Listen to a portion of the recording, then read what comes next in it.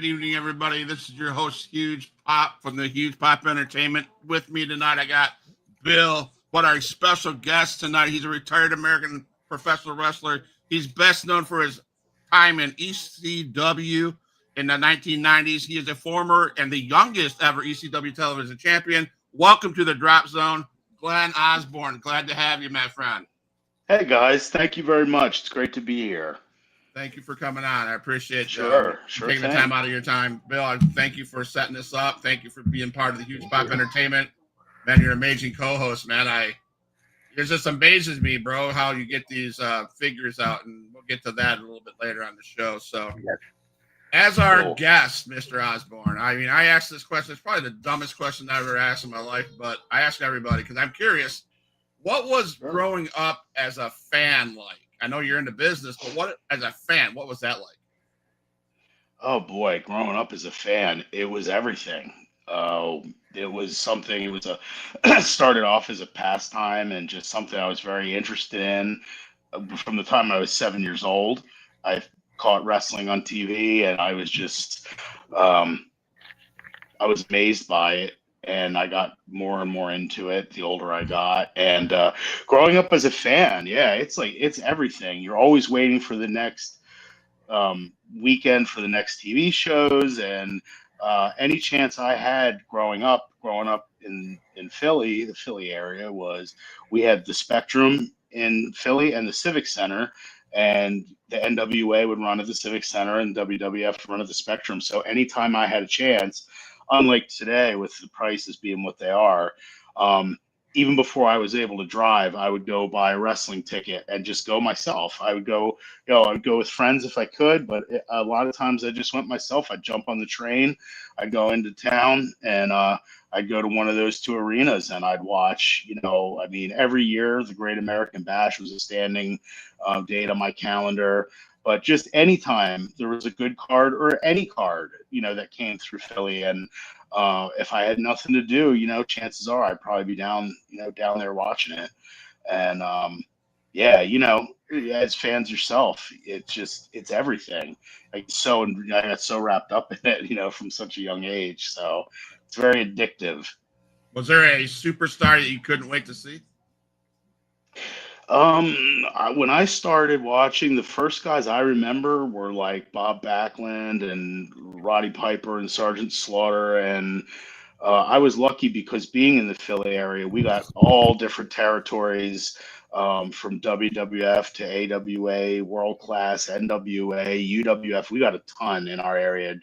We got some Georgia and Florida sometimes, stuff from California. So I was always on the lookout for, if there was a ring, and a crowd and wrestlers, I was there. I was like into whatever was going on. I just loved it, so much. So it was more of, there were certain guys that I really was into and that were like heroes, but it was almost like the whole world of wrestling as a whole was the draw. I loved Hogan as a kid, as so many of us did, and Road Warriors and all those 80s icons, 70s and 80s icons are who I grew up on. So so Appreciate that. It was just, man, definitely. Yeah, Bill. So how did you get your start in the wrestling business itself, becoming the wrestler? Well, I started lifting weights when I was a young 14 years old at school. And I had a gym teacher who was very encouraging and taught me a lot. And weightlifting was something I got really, really heavily into. I did some bodybuilding contests when I was, much younger. And but I wanted to, when I started getting more confident in the gym and bigger and stronger, and my physique was improving. And by the time I hit about 17, I thought this might be something I might want to try, because I was so into it and I'd been working so hard in the gym. Joel Goodhart was running a show starting in the late 80s called Wrestling Radio on WIP, which is a station here in Philadelphia. And that show of his was hugely popular. And Joel started promoting his own shows. He was the radio host, but he made a lot of connections in the business. I'm skipping over a lot, but he started running the Tri-State Wrestling Alliance, the TWA, which was the immediate precursor to ECW. So the idea was they would bring in all the big names, but they wanted to have a really good roster of homegrown talent that they could use. We would work with each other, but also could work with the big name guys when they came in. So they were meticulous in training us. Anyway, so I found out about the school via the radio show that Joel had. I had previously tried out at the Monster Factory, and I had passed. Um, Philly legend Johnny Hoppite ran the tryouts, and actually the Godfather was there that night at the Monster Factory. He was completing his training, so it's one of the first big name guys I got to meet. And I was a kid; I was like 18 years old, and he was, you know, I don't know if you saw pictures of him from younger in his career. He was enormous. He kind of thinned out his Godfather, but he was like 6'6" or 4 feet wide, and he was cool and stuff. But then anyway, I couldn't attend the Monster Factory because of school, but I wound up going to Joel's school and passed my tryout and went on to be trained there under Larry Winters. Originally, it was Larry Winters and Ron Shaw, who you may remember wrestled David Sammartino in the famous Phantom Submission match. Do you remember that? Yes. Yeah, we got him with the bear hug. Yeah. Yes. Mhm. So Yes. Ron Oh my Shaw. God. Yeah, he was one of my very original trainers, but he dropped Really? off after a few months, I think. But Larry Winters was really my trainer, and but then you have your trainer. Joel got us started in the Tri-State Wrestling Alliance, and that was almost like kind of like the last territory, I think, in a way, because Joel ran a lot. He ran 4 supercards a year at the Philadelphia Civic Center, which I think a lot of them are available on YouTube. But then he also ran shows during the week. He ran shows on the weekend all over the place, high schools and community halls and anything, So we were getting a lot of good experience, from a young age. But I guess more to the point to your question, but that was the transition right around 17 years old and looking at myself and thinking I could at least try it. I thought if I ever even had one professional match, I could say I did it. And like, that would be cool. I never expected to be doing it for, 2+ decades. Wow. So, That's yeah. I love listening to you guys talk about the back in that era because it is completely different than it is now. Mhm. I Oh hear my God. I hear Yeah. stories about you guys training in garages and gyms that had no AC, nothing, Yeah. 100 degrees, and these It's guys, all true. no disrespect to the newer guys. They're in Right. the power wherever that place is in Orlando. Oh yeah. The Yeah. Performance Center. Performance Center. Yes. Yeah. I bet you Yeah. it's 65 degrees in there, whatever. And they don't know really. They don't know what you guys did and went through.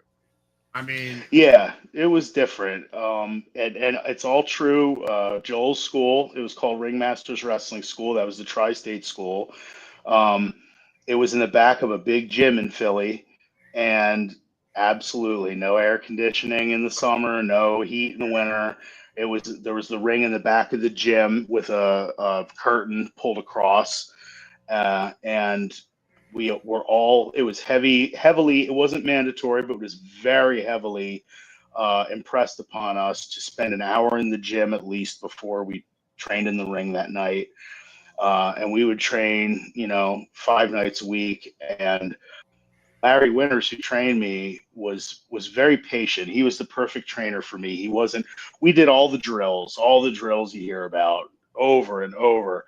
Um, but he wasn't like a barking drill instructor. He would explain things, and if you had questions, he was very open.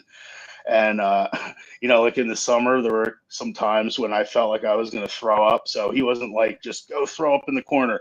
He would take me by the hand, here, let's go to the bathroom. Now you can throw up, like that kind of thing. So, yeah, he was really cool like that. But those guys were meticulous in training us because how the Philly crowds are. And even back, when we were starting, late 80s and the early 90s, the Philly crowds were merciless and stuff had to look tight. It wasn't high spotty. It was more about making a fight look real, and that legitimacy and laying stuff in, and was very much impressed upon us.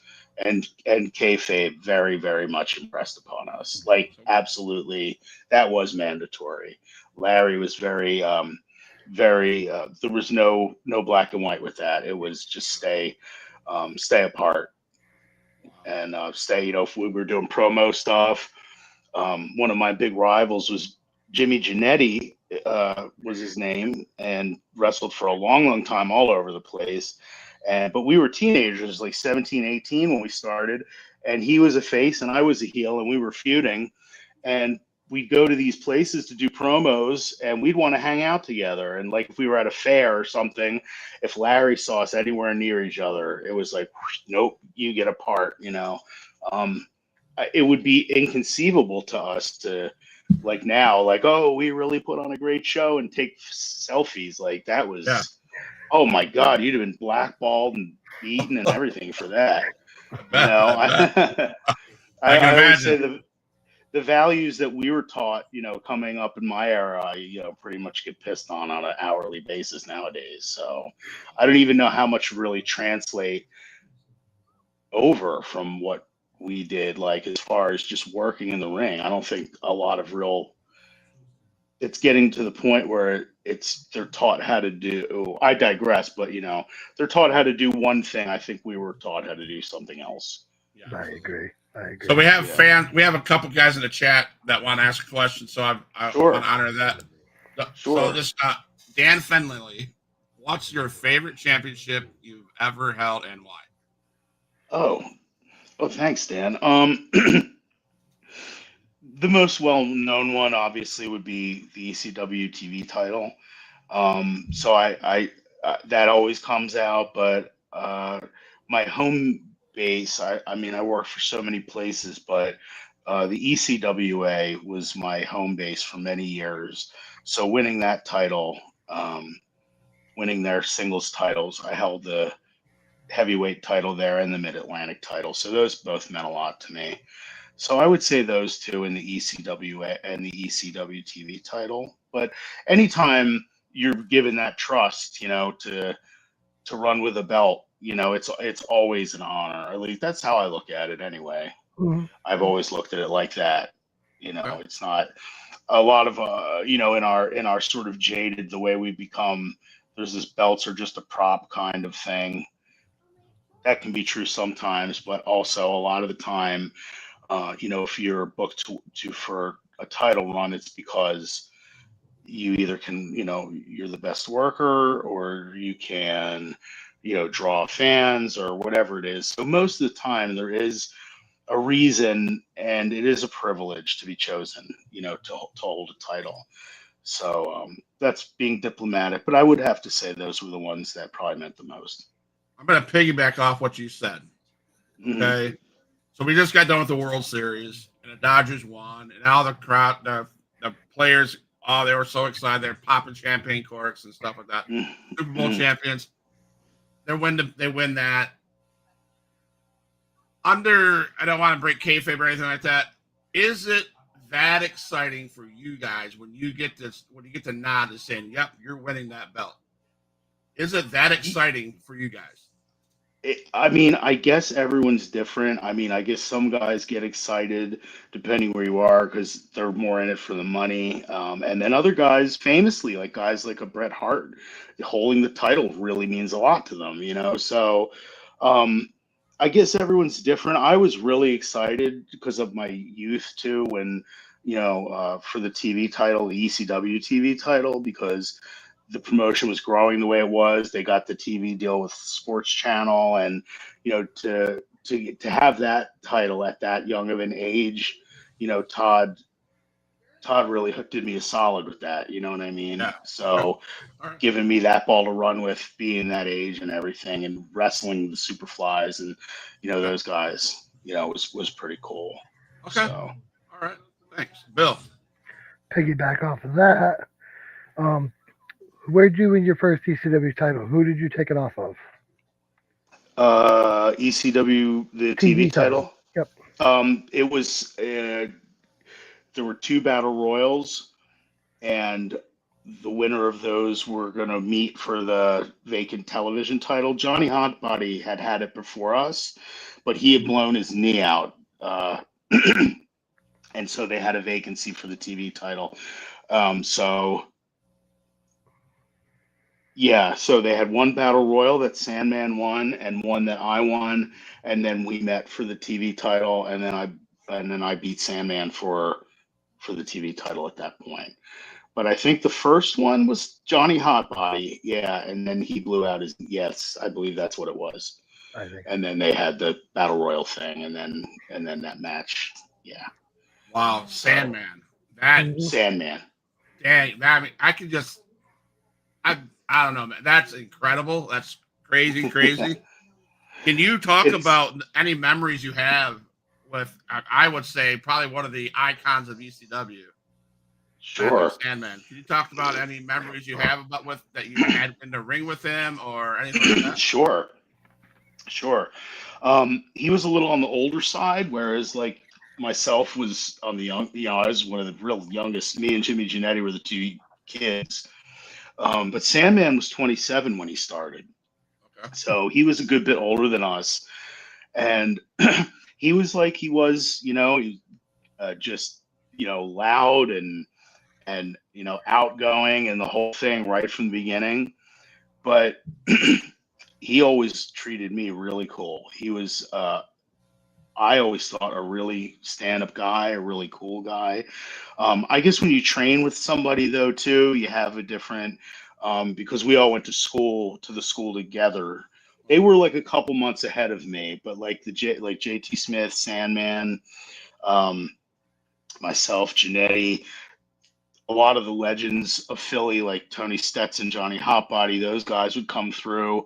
And Joel would also bring big names that he would book for his shows, like Paul Orndorff, Buddy Landell. He had them come up to the school before what we know as seminars now, where guys come in and get paid and everything. Joel would bring them up to the school, and they would teach us to get in the ring. I mean, you couldn't ask for a better, way to learn, than that. So, absolutely. But yeah. So, well, I guess I should have left a trail of breadcrumbs down that. What was the question? Too many shots to the head, chair shots to the head. Any great memories? Every great memories with Sandman. Sandman, correct. Really great guy. Very good in the ring. I was telling Bill yesterday about how he got known for swinging the cane and spitting the beer and doing all that crazy stuff, but he was a really good worker. When he was in his younger years, when he would, he had some classics with JT Smith, and we all could work together really well. All the tri-state guys. So, but he was great. And Lori, his wife, Peaches, she was sweet. Really great. I don't have anything bad to say about Sandman.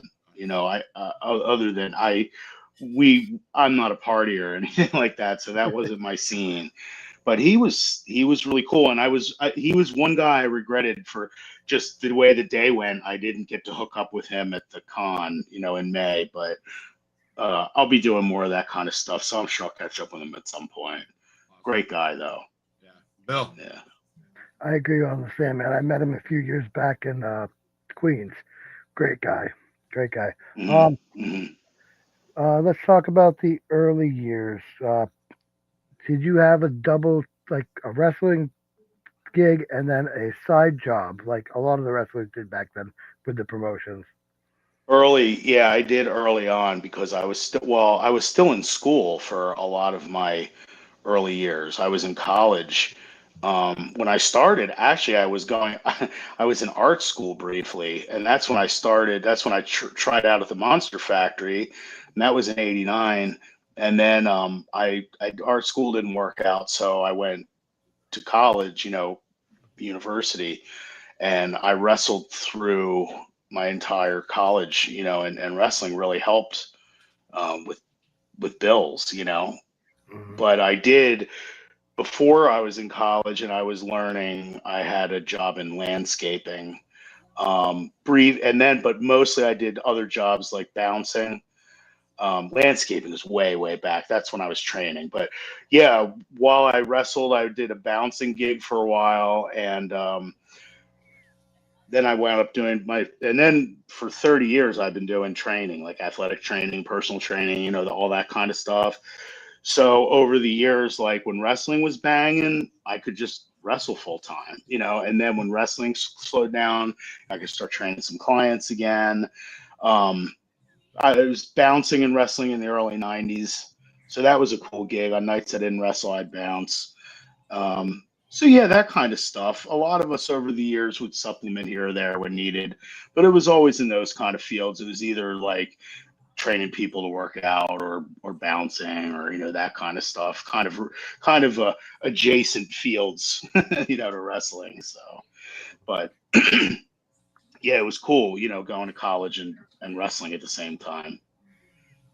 It must have been hard to like juggle all that, your job, college, wrestling. Well, by the time I was in college, I was just wrestling by that point full time because everything was really rolling in the 90s at that point. So that helped that I didn't have to have, at that point, I could just wrestle and go to school.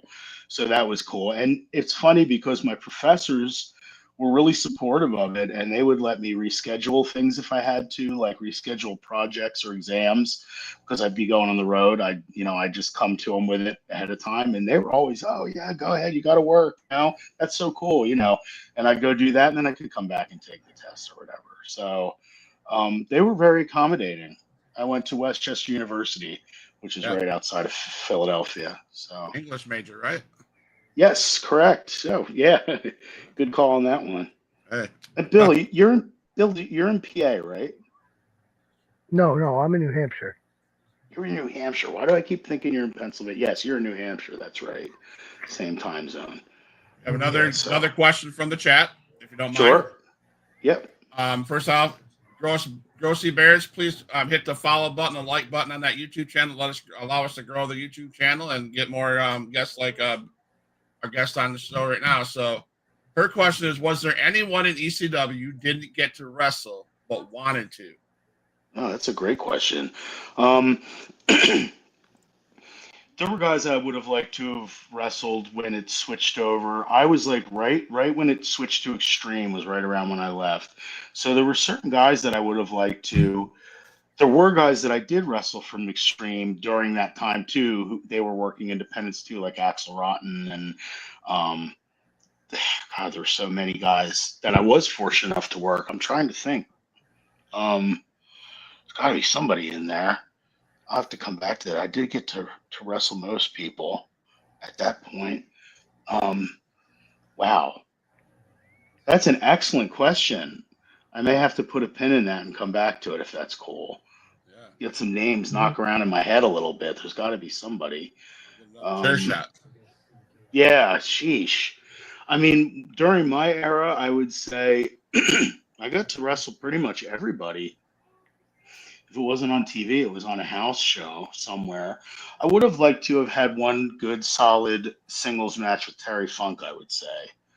Wow. Um, Yes. During that time, I've had run-ins with him over the years, like literally like run-ins on his matches when we've brawled and stuff. Yeah. And I've been on many shows with him over the years, but we never had um, a proper one-on-one match. So I'll say Terry Funk, Terry Funk. Terry Funk. the legend himself. Yes. So That would have been EC, an honor. that would have You been. know, That would be. Oh my I, God. I was cool to meet him so many times um and do, like I said, like brawls and things like that, pull aparts and stuff, but we never got to do a match. So Thank you, Grossy Bears, for that question. That's a great yeah, question. thank you. That's a great one. So appreciate you guys coming in the comment section. That's awesome. Sure. Yeah. So Thank you. ECW is known for hardcore, stuff like that. What is what you've been in other promotions locker rooms? So what's the biggest difference that you've seen from the ECW locker room to the other promotion that you wrestled with?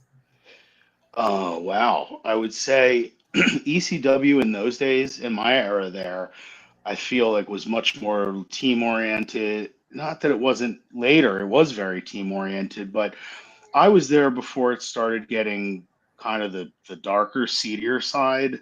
At least if it was there, I wasn't seeing it. It wasn't prevalent because I know from what I'd heard down, as things took off down the line by, 96, 97, 98, when it was really, hot, that there was a lot of drugs and a lot of, uh, kind of, shady stuff that went on.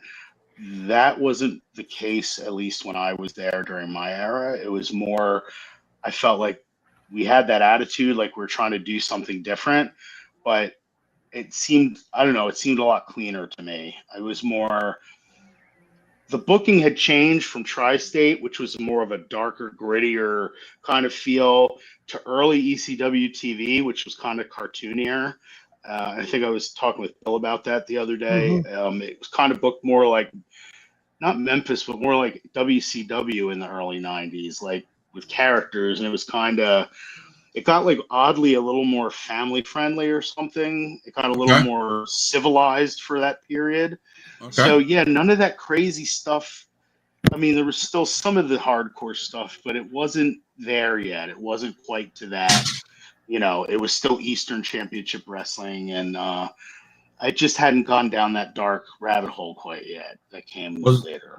So were you there before Mike Watts took over? Was it Mike Watts or Eric Watts? In ECW? Yeah, wasn't Eric Watts part of the ECW? No, when I was there, Eddie Gilbert was booking. Okay, Eddie Gilbert. Larry Winters was the first booker, then Eddie Gilbert was booking, and then Paul E started. And I was the one that Paul E made his ECW debut on when he ran down the aisle. I gave Eddie Gilbert a tombstone pile driver and covered him, and Paul E raced down the aisle and smashed me the F over the head with that thing. But that was the start. I mean, that was like, the ECW Paul E thing kind of grew from there. And then Paul E started helping Eddie with the booking, as far as I know. And then Eddie was out, and then Paul E just took over from there. So my mistake. It was Bill Watts was in 2000, ECW 2000. So that was probably after. Oh, okay. Yeah, I was way after. Yeah, okay. Yeah, that was way after my time. So, Bill. All right. So we talked about names you did get to wrestle. You wrestled the legends. You wrestled the rookies. Names like Neihart, Morocco, Bundy. Maybe some lesser known. You wrestled Test, Edge, and Christian before WWF TV. You want to talk about that? See, go off the independent groups. Yeah, sure. Well, I started with Test. I'm started with Edge. Excuse me, the ECWA and PCW, which was East Coast Wrestling Association, promoted by Jim Kettner, and Pennsylvania Championship Wrestling, promoted by Lane DeSantis. And they were, before there were so many real developmental areas, these were top independents where WWF would send their up and comers to get experience or get polished. And I was very fortunate to be, one of the guys that they could count on to do that kind of stuff. Edge, when we started, he was Sexton Hardcastle doing that gimmick, but then during our working together, he became Edge. So it was like right in that middle time. And then when he became Edge, I remember when on PCW shows, he started doing that thing where he's coming down through the crowd. Do you remember that way back? Yeah. That was how, they started having him do that with the trench coat. So he transitioned from Sexton Hardcastle to Edge while I was kind of working a program with him. Wow. So that was a cool transition to watch, and I wrestled Christian a lot too in that period. We had a lot of singles matches. We actually traded the ECWA heavyweight title, Okay. and I believe one of my matches with him is on YouTube. Okay. I'm almost positive. And he was, again, like Edge and Christian Cage were already, like, they were already signed and already getting ready to debut, and Edge was starting to debut already. Test was more Raw at that time, so I wrestled him in the ECWA. They had us do a program against each other, and we had some really good matches too. They used to be on YouTube. I don't know if they got taken down or not, but They are. They're still there. are they still there? But he was Yeah, Raw, I was but watching a my couple of them God, earlier. what a look! Yeah, he had what a look and everything, and just Right. and another one, a great guy. They were all such great guys. Like, every one of those guys were cool. I'm kind of boring in the way that I've really liked pretty much everyone I've come in contact with in wrestling. I've really not had, again, very fortunately, I've not had um, a lot of bad experiences with people for one reason or another. It's been mostly very positive, and I feel like I'm one of the lucky few that can say that. Yeah. But again, sorry, I lost track of the question. You have to remember, I'm very old, and I've been hit in the head a lot. So, We're going yes, off of the yeah. So Christian independent group. Test. That's right. Test was very nice, very open to learning, and just a really nice guy. And what a shame and that happened to him. I've never found Edge to be. There's a guy that never changed. When I would see him on the independents or when I'd go up for WWE work, same guy. From always took the time to talk, never got ahead on him. Like, that was my experience with him. Christian was always more intense. He was a little quieter and a little more intense, but still a really cool guy. And when Christian was going to be making his pay-per-view debut against Taka Michinoku, I don't remember if it was pay-per-view or a Raw or something, and we were wrestling each other so he was going to be debuting. It was a Raw because he was going to be on Monday Night Raw against Taka Michinoku, and we were wrestling just that Saturday, the night before. And we must have hung out back of the arena for an hour, and he was talking to me about how nervous he was, and to take that big step up and everything like that. And I remember telling him, "Oh man, you're going to be great," and just kind of giving him a little pep talk and everything like that. So, and then off he went, and the rest is history. Not because of anything I did, but I'm just saying because I just thought it was cool to have had that kind of chat with him right before he, went off and did his thing. So, and they're still doing it, Yeah. So God bless them. What is your thoughts? You talking about Edge. Mm-hmm. There's rumors that he might be John Cena's last match. Wow. Do you think that would be a good match? Do you think would be meaningful to the WWE community? What do you think about that would be? I mean, why not? I'm not like real in tune with today's stuff so much, but Right. I would think the names that they are, and I'd heard a rumor about that, about him trying to get out of AEW to do that. So, Yeah. I mean, it would certainly draw a lot of interest, especially if that were to happen, if he were to be able to get out of his contract for a night to do that, But why not? I mean, they both seem to stay. I've seen John Cena more recently. I mean, he still looks to be in great shape, and I guess Edge is too. He looks, Looks he's solid. beaten around a little, but yeah, I mean, he's still in shape. And what a lot of fans think is old and this and that, they still have gas in the tank. So they're not that old yet. At least I like to think that, because we're all around the same, around the same theme music. So if they're not that old, then I'm not that old. But we're all. I'm not that old either. I think you and I are about the same age. I think so. Okay, yeah. So I'm not it's that an old. odd age. We're like right in the middle. It's like there's a part of you that's still mentally in college and then party, that's like, always, picking your ass up off the ground or something. So have you ever received a fireball to the face? yes. Yes. Actually, funny enough, one of my early in TWA, one of my original gimmicks was throwing fire. So I learned how to throw fireballs. But who threw? Oh yeah, I took one in the face once actually by my own hand by accident, and that was fun. And I looked like I had a horrible sunburn and singed my eyebrows off. That was fun. And then when I was in CZW, I had a match with Zandig that ended with Lobo throwing a fireball in my. He meant to throw it at Zandig. Had the thing where I had his arms hooked and he ducks, and I took the fireball in the face. That was interesting. That's on YouTube somewhere. Yep. But that was the only time I took one, except for when I lit myself up. But that was the only time. Only two times. All right. So man, you guys did some crazy crap back in the day. So. Oh yeah, yeah. It was nuts, man. I bet. We all have diagnosable mental illnesses. So, what are some of your favorite matches? Wow. I'd have to say wrestling Mankind when he was at the top, was really cool. He was doing it was when Mankind was really, really hot, and this was like probably 97 or 98, and wrestling him in the main event was awesome. They even did a whole article on I forget if it was PWI or like The Wrestler or one of those. It was in that family of magazines. They did a whole article on it with picture spread and everything. That was one of my favorites.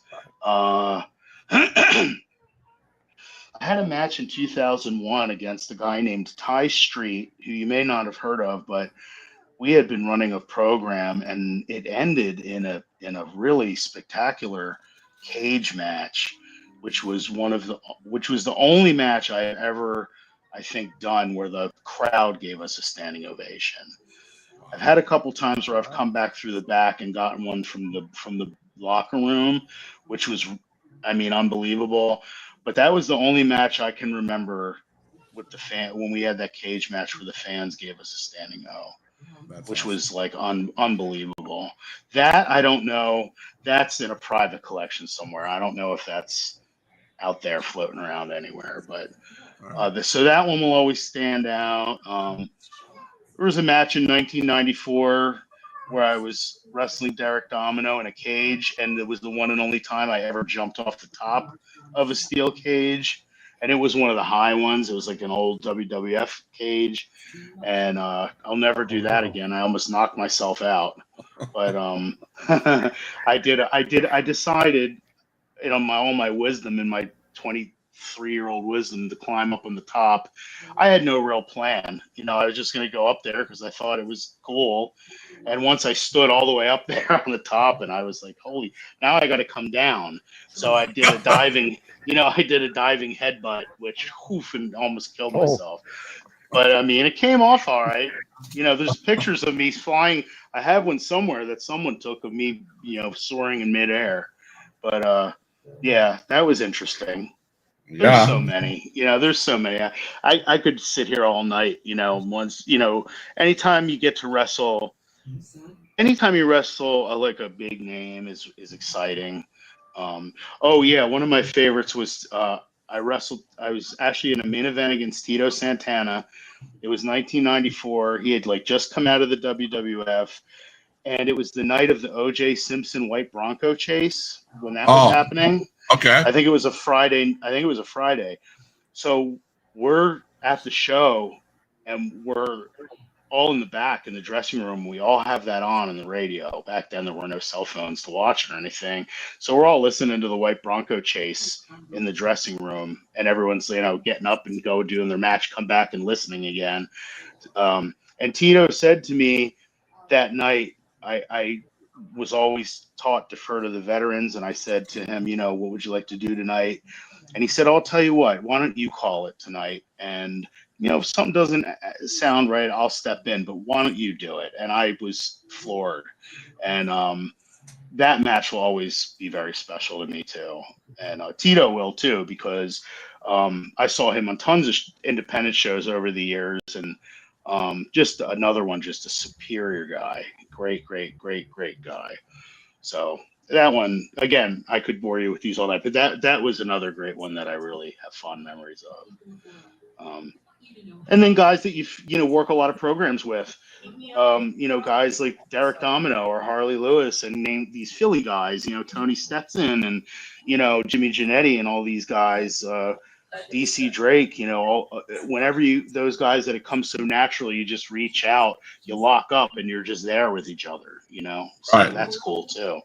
Right. And it's always WrestleMania for me. Like anytime, it doesn't matter if it's like thousands of people or a couple hundred, you're just always out there. It's like, you want to go out there and give your best. So there was an incident where Paul Heyman made his first ECW appearance by smashing a portable phone over top of your head. Yes. What are some of your favorite memories working with Paul Heyman? Probably one of the he's a GOAT in my book, one of the GOATs of wrestling. Guy's phenomenal. But what was some of your He was cool. I mean, when he first came into ECW, like that night when he smashed me over the head, as soon as we got back in the back, he came over to me and he like grabbed my face. He was like, "Are you okay? Are you all right?" Because he knew he really bombed me with it. And I don't care. Like, that's what it's just part of it. It's going to happen. You're in the wrong business if you're not. I said I'm fine. And I heard him talking to somebody off to the side. He's like, "Man, you got to lay in. These are big bad motherfuckers. You got to hit them." So I was like, "Oh yeah, okay." So I had no problems with him until it wasn't even problems. I just got the usual Paulie runaround you've probably heard. Like, I tried to go back to ECW in '94, and he was like, "Okay, give me a call," and everything. So I would call him, and at first we talk a little, and then it got a little less, and then he was doing the thing, and you may have heard this where, well, Paul's not here right now. Have you heard all that kind of stuff? Where, yeah, I got that, like so many other people. No, Paul's not here right now, and well, I'll take a message and everything. And at least in the beginning, he put on like a voice, but then one time, finally, he just answers, and it's clearly him. I'm like, "Hey, Paul, it's Glenn," and he's like, "Well, Paul's not here right now." I'm like, "Paul, come on," or whatever, and he said something. "I'll call you back." I was like, "Okay, whatever." Click, and then that was it. So, but he had his own thing he wanted to do. I get it. It sucked, and it was a it was a bitter pill to swallow, sort of seeing it go, take off to, what it wound up becoming. But, he had his own vision. He wanted to bring those New York guys down, and, he didn't have time. I was so young then too. Like, what I always said is he wasn't obligated to raise kids. He had a vision of what he wanted to do. So I don't take that as a bad thing. If he didn't see me as a part of that, it was fine. It let me go out and do my own thing on the independents, right, wrong, or indifferent. But I think things kind of played out the way they were supposed to. Okay. But it was cool, man. Yeah. Going off the Paul E incident, Eddie Gilbert, you tombstoned him that night. Did you have any issues with him? With Eddie? Yeah, with Eddie. With Eddie. Yeah, like I said, we got along real well in the beginning, and then somewhere along the line, like he was giving me a good push in the beginning, and then somewhere along the line, he just changed his mind on me. I've said on other podcasts too that he had a change of heart. I never really got to the bottom of what that was. I have some indication, but I'm not entirely sure. But yeah, and that's when all of a sudden he started, booking me down the card on TV. And my last match in ECW, he just whacked me in the back with a cane and pinned me, and I'm like, "Fuck this!" Like, I have all due respect and everything, but you also, when you work hard to try to get somewhere, and you're still young like that, it's just, you got to make that decision. So yeah, I mean, ultimately I felt kind of bad about that whole thing with Eddie, because we did get along really well. And I think ultimately he's a good guy. He was just really gripped up in paranoia, and I think drug problems there by the end. And, The ironic thing is he passed away, and then I wrestled on the very first Eddie Gilbert Memorial Brawl that the NWA held. So that was kind of sadly ironic, you know. So, Yeah. but yeah. So what didn't end great with him? Eddie was one of the only ones that I had a little bit of heat with, I would say, which is weird to say. I never put it like that before after all these years, but he had heat toward me. It was not the other way, or I didn't have anything against Eddie. I did. I Right. wish I knew more what had happened, but you know. So yeah, I guess it didn't end so great, but you know, I still my memories of him are mainly fond ones. Awesome. So Awesome. I learned a lot from him. I got to wrestle him a lot, and had a great wrestling mind. So I definitely learned a lot from him. That's awesome.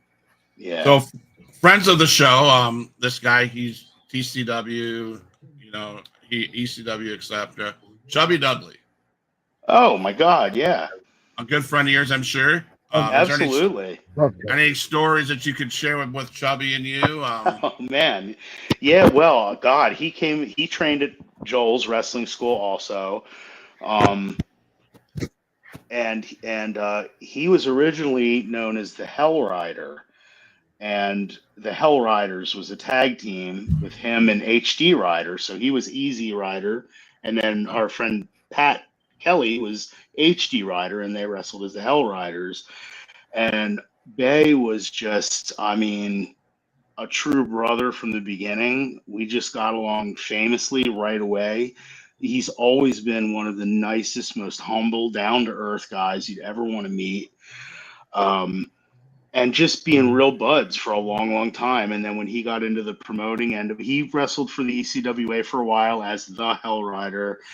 And then he started promoting his own group, Liberty All Star Wrestling, which was also in Philly. And he had his own um, he had a wrestling school called Liberty All Star Wrestling Academy, where I trained guys like Nate Hatred from CZW, J.R. Ryder, Thomas Rodman from ECW, some other guys that went out, Cool Kid Ice guys that went out on the independents. Um, so and then Bay went on from there to ECW, where he got the Chubby Dudley gimmick, yeah. and you know got some TV off of that and everything, and did some more promoting and stuff. And then the last thing, of course, that he was involved with was the big reunion, you know, TWA Con in One and Done in May. But we Yeah. stay in touch a lot. He'd been having some health issues that he seems to have a handle on now. So thankfully, hopefully he'll keep up with that. But yeah, so I've known him for a long, long time and been through a lot of promotions with him, and just friends. You know, we're just going to be lifelong friends. I check in on him and we talk a good bit, and hopefully he'll be up here over the holidays at some point. You know, so love to get together with him. Awesome. So, Hmm. to piggyback off there, another question from the chat. I was going to ask this, but I'm glad he asked. Who in ECW do you think played the best pranks backstage? And is there any funny rib stories that you can share?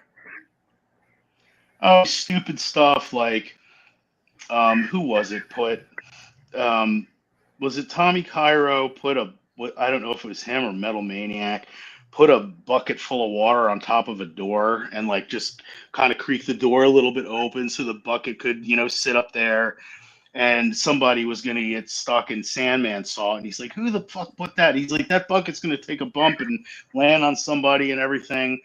It wasn't any like, you know, nothing like Mr. Fuji like taking the engine out of someone's car or anything like that. But you know, there was like, you know, little things like that, like oh cripes, you know, putting something in somebody's one of the gentlemen, I won't say, would use a little perfume sometimes before a match just for the courtesy of the opponent. And you know, if people would put stuff, oh yeah, one time, and it wasn't really funny, but there was a guy that I had been trying to train in the early 90s in 93 who was just, he's passed away since, but just some people have no talent, and he just was a vacuum of talent. It was really sad, but he really wanted to wrestle, and he was, you know, big, and but he was terrible. But I got him. I thought good enough to get through one tag match. So I got him a booking, and he stunk the place up so bad. He stumbled and fell and, tripped around and everything. And then when he came back, someone had dumped an entire, in his bag, had dumped an entire container of guacamole, because guys would do that. You hear stories, shitting in somebody's bag, or, this was a little bit nicer than that. But I've seen guys get their bags thrown out in the back. But yeah, stuff like that, just stupid juvenile. Nobody like shaved half anybody's head or anything. There was no like Davy Boy Smith stuff going on like that. But, Well, I heard a Davy Boy Smith one. Oh boy, yeah. Davy Boy Smith and the other guy is Big Bad Vader. I don't know if Yeah. I'd be doing this to Vader, but Davy Boy Smith, supposedly, the story goes, Davy Boy Smith pissed in the cup, took a 20cc syringe with a needle on it, and drew the 20cc of urine. He got into Big Bad Vader's bag, and Big Bad Vader had a tube of toothpaste in his bag, and he injected the urine in the tube of toothpaste to the hole. And I guess Vader used that for like 2 months. And I'm like, oh my God. You guys are ruthless to each other. That's disgusting. Oh my God. I'm like, what? Oh my God, that's so wrong. That's hilarious. Right. And I was like, what? That's great. Anyway. Oh my God. Yeah, just that kind of stuff. I'm sure there's stuff I'm forgetting. Little things with like, losing keys and stuff like that. It was pretty benign stuff, thankfully. So. Bill. Your TV debut Mm-hmm. was Jimmy Snuka for the TV title, correct? Yeah. TV tournament? Debut was, the tournament was Johnny Hotbody and me in the first round of the TV tournament. Would have been my first TV match. And then the tournament ended with Snuka and me in the final. But yeah, that whole tournament was televised. That's awesome. And they had other matches too. Now, how did you feel about the TV debut? I thought it was good. We had a really good match. Johnny Hotbody was an excellent worker, in the ring back then. And, he had good heat. Again, he's another one that kind of suffered. There were so many of us that, like him and Tony Stetson were like the kings of hardcore. Some of their matches were unbelievable. And then they got toned down way too much, in ECW too. But yeah, we had a great match. I always worked really well with Johnny, and our TV match was very good. He actually gave me a hell of a, if you ever see it, he gave me a hell of a German suplex. Like I got flipped, he like turned me over. I took the bump and like took the flip bump onto my stomach. Really good match. Yeah, I enjoyed it a lot. Terry Funk did commentary on that, so that was cool to hear him, commentating on my match and stuff. So, congratulations on. Go ahead. Mm-hmm. Go ahead. No, I was just going to say, and Terry Funk, who we lost relatively recently too. So, just pops into my head once in a while. He was a crazy man. He was. So what were you going to say?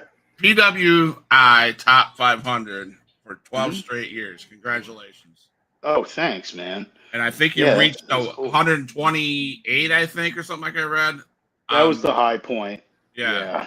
And for an independent wrestler in 1998, that was pretty good. So I was up there with, thanks, man. I was up there with some like WCW guys. Like, I think guys like Craig Pittman, guys like that were in the same range as I was, which, considering that they were getting national TV and I wasn't, I was like highly, highly happy with that, so, but yeah, what an honor, and I was saying to Bill yesterday, back in those days, it was much more of an honor, at least, it was more of an honor than now. Everybody kind of, people are happy when they get in, but it's not held in the same esteem now. It kind of because of the internet and all kinds of other stuff. But magazine exposure was very precious back in those days, because TV was really hard to get. And if you couldn't get TV, the next best thing was magazines, and that was hard to get.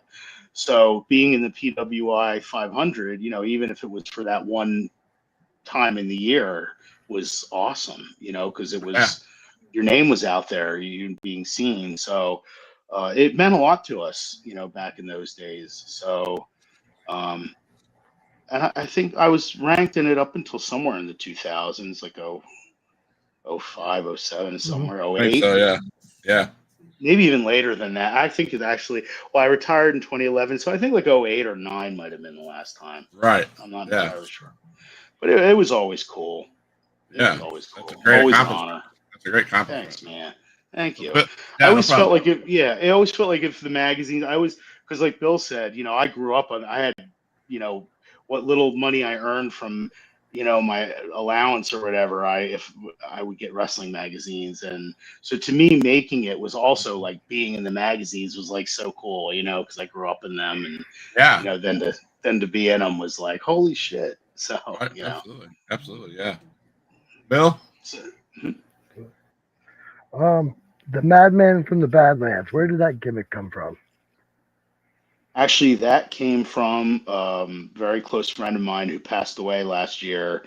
Um, my old buddy Frank. He wasn't in the business, but uh, the name Glen Osbourne came from Johnny Hotbody. Again, Johnny Hotbody comes up. My old friend and mentor. My very first match ever, ever, ever was going to be about a minute or so. I was going to get blown away by. It was going to be me. It was a handicap match against Big Slam Vader, who used to be Crybaby, big 400-pound guy, Crybaby Waldo. And so they said, well, we need a name for you, just like for the day as a filler. So Johnny Hotbody says, oh, he kind of looks like Glen Osbourne because my hair and everything. And so they said, let's call you Glen Osbourne, and then we'll think of something. That was a place filler. We'll think of something better down the line. So, well, that kind of stuck. And then we didn't come up with anything, but I needed like a gimmick. So my friend Frank and I were driving around Northeast Philly one day, and he just came out with it. He was like, how about the Madman from the Badlands? And that the alliteration. Remember, it was another time, too. This was like 1990. So, things were a little maybe sort of more, I don't know what the word I'm looking for, more sort of metal or whatever back then. So it was a cool name and I liked it. So yeah, that was it. I never came up with any of my names. I didn't come up with Osborne. I didn't come up with Madman from the Badlands. And then in 2003, I started getting called the Beast, which was given to me by another promoter, Christopher Fox, UW. So yeah, all the names I've had were all given to me. So I just ran with them because I thought they were, they worked. So why not? I have a couple more questions, Bill, that I know that Bill wants to do a reveal, which I'm excited about. So, Sure. I have a couple more things. Sure. What led to your decision in 2011 to be done with the business? It was strictly a physical decision. My back, not just from years and years and years of wrestling, but from years and years of very heavy weightlifting. And my back had just had it. I'd had lots of injuries over the years, a lot of neck problems, a lot of back problems. And eventually it just got to the point where my back, I was at a show over New Jersey and I just gotten done and I came out to my car and a friend of mine who wrestled a Shatter was along with me and I dumped my bag into my trunk and then I couldn't stand back up and he helped me like stand up and I was like, and he said, oh man, that's not good. And I was like, yeah, it had been getting really bad and I wrestled on a really bad back for like almost a year. And then it just got to the point where I had to. So I gave notice that I was going to finish out because it was the way I was taught. I was going to finish out the programs that I was in. I had 2 to finish up. So I finished those up and I said to the promoters, I'm going to need a couple months off, like a 2-month break or 3-month break and then back to it. And I just never went back because, my back just couldn't handle it anymore.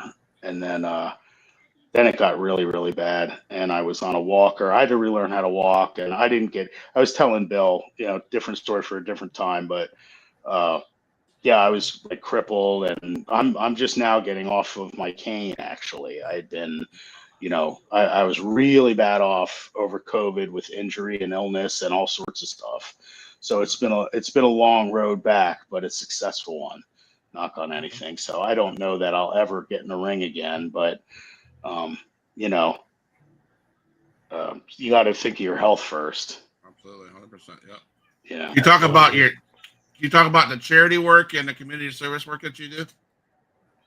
Yes, I spent time doing lunches with the homeless, spending time with the homeless through church, and that was incredible. And when you were saying about what you do, it made me think of that because it's a civic mindedness. I think that it's not so much of these days, but that was really uplifting work. That and working with Special Olympics, those two things are just like I I could see where people, and I've had people over the years say like, wasn't that depressing? Working with handicapped people or working with homeless people. And I said, I don't think so. I think it's one of the most uplifting things you can do. I mean, Special Olympians, if you want a lesson in positivity, look no further than that. Right. Right. And so many of the homeless are misrepresented because so many of them want to get back on their feet. And it's just so many people nowadays are, not that far away from homelessness. All these people have a story that I worked with, but yet they're homeless, and they all had families and success in life at some point. Yeah. So, but it's interesting stuff. I'd like to get back to doing the lunches again at some point. Okay. So, yeah, man. Thank you. Yeah, thanks for Bill, asking about that. I got some questions that my kids they know they know what I do, and ask these. They say, "Hey, can we ask the wrestler something?" I said, "Sure." So I have a list.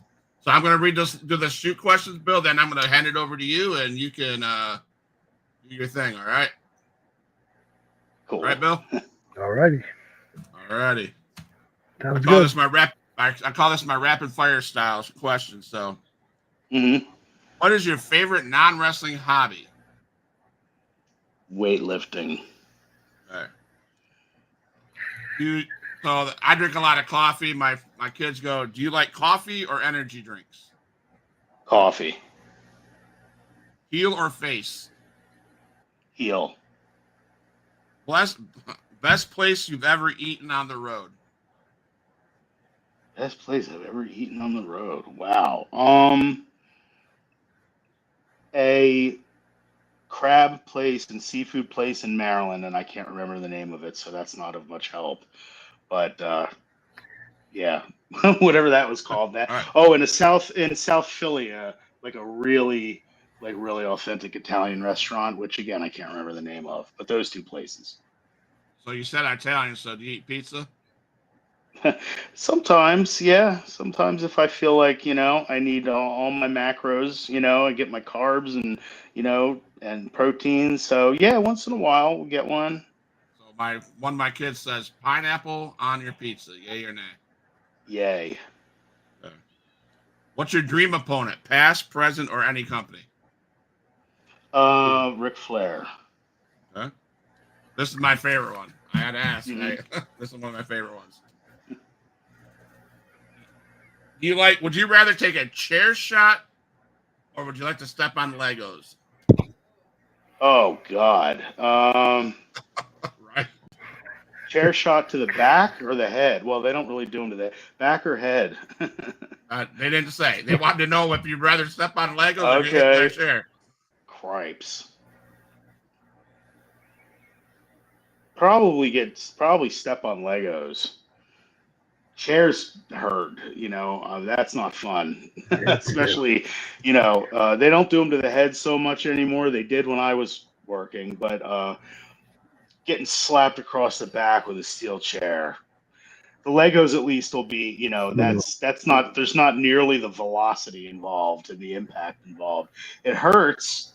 It hurts and it's not pleasant, but a chair to the back by a large, strong man is not fun. I've never got hit in the chair with a chair. I don't think I ever Yeah. wanted to, but I've stepped on I've been chucked in the numerous. Oh, it's a bitch. That's not fun. It's not. You're like, that. No, not at all. But yeah, yeah, Yeah. yeah. I mean, Chairs aren't I've stepped the on worst. Legos and Yeah. Lincoln Logs. I've stepped on them all. Oh my God. Matchbox cars that my grandson leaves all around the house. Oh.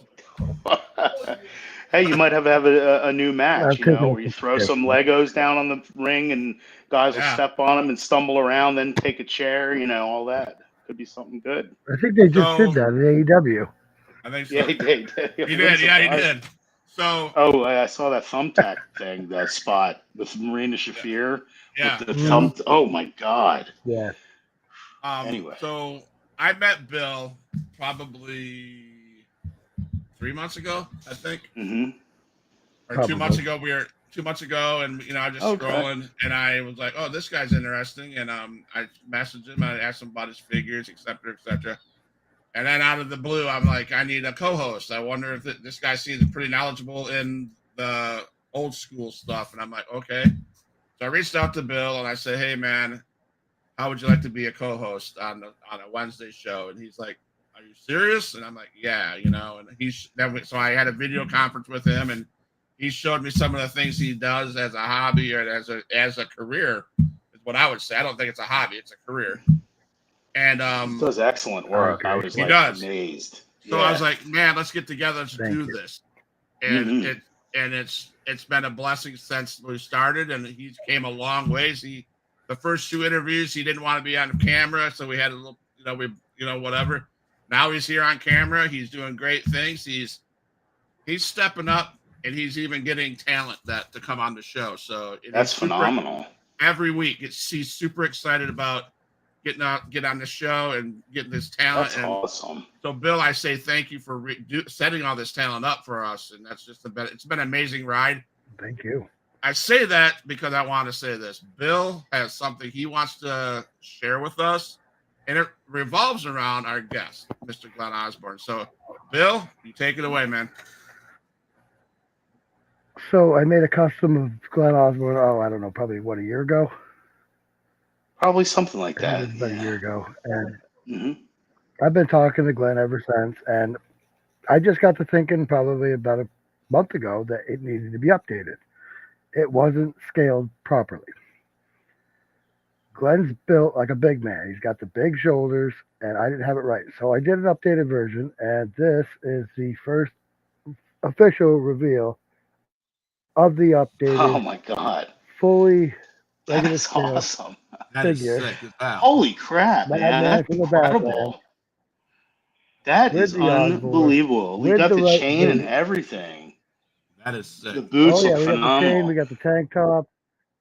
He's God got the damn, face you Tank top. paint. I nailed gotta fix his torso. The face paint You is nailed Yes, that, we man. have the face paint.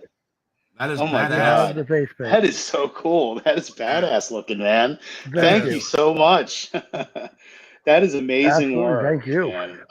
I was amazed. All your stuff, when we started talking and you were showing me that, it was amazing. And like I said, I've since sent my one buddy was perusing some of your stuff online, and he was amazed by that stuff. And he's going to be, like I said, he's going to be making a purchase. And my Swedish friend, who's going to be reaching out to you soon too. But I was immediately impressed with your work and also your knowledge. I mean, you know your stuff, man. I was immediately impressed with how much you knew about wrestling. So that's cool. So yeah, it's been great, coming on here and everything. So yeah, absolutely, absolutely, man. And it's been a pleasure, my friend Glenn. I'm gonna close the show. I'm gonna close the show playing the music that I started with. Hold on, Glenn's got one more thing. Oh. Mm-hmm. Glenn's got one more thing. Yeah. I believe he's got a book coming out soon. Yes, actually, thank you for bringing that up. I do. I've been working on it. I signed a publisher back in February, so we've been working on it. His name's Christopher Pelton, THC Publications, and this company has just put out books on Eddie Gilbert and Gary Wolf, and they've got some coming out some other good wrestling books coming out. Mine is in the editing phases right now. I've got a couple people working. I'm going to have 2 intros. I've just sent in a bunch of pictures. It's been a really good collaborative effort. I'm learning a lot about the publishing business I never would have known before. So I think it's probably going to be New Year's ish. It looks like it's probably going to be sometime around then. So, we're wrapping things up. I just talked to my publisher again today. And yeah, I'm definitely going to keep everybody. I only just started telling people about it within the last couple of months because, I wanted to play it close to the vest until we got closer to things being done. So yeah, so I'll definitely keep everyone updated. Thank you, Bill, for catching that. I would have, Yeah. I don't know how I would have forgotten that, but again, And where can they get? Where will they be able to get this book at? Anywhere you buy books, you could either, Amazon or Target, or from what I understand, anywhere you can get them online. Go to the store, Barnes and Noble. They're going to be available, internationally. Okay. So yeah, anywhere you buy books. You have a title yet?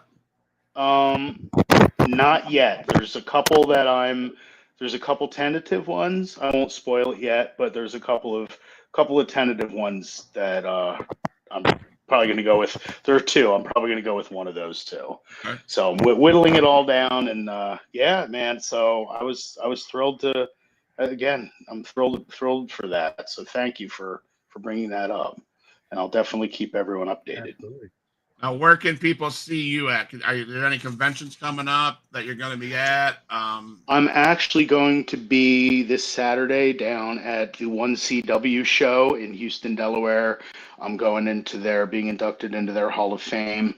And then I'm trying to think after that. I feel like there's something coming up. But yeah, when the book comes out, I'm going to be just going to trying to get out to more shows just generally.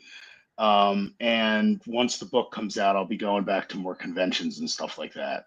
And we'll be doing virtual signings and all that kind of stuff too. I bet the first convention I ever went to was River City Wrestling Con over in Jacksonville, Florida. Great, oh, cool, great place. So I'm trying to get back over there as a vendor table. Cool. Bring the podcast. I want to be honest with you. I have my brother, Bill, Rudy Gonzalez. Oh wow. And my boy Rico, that we're all part of the Huge Pop Entertainment team, and my goal is to either make it to the River City Wrestling Convention or something that all of us can get together. And sure.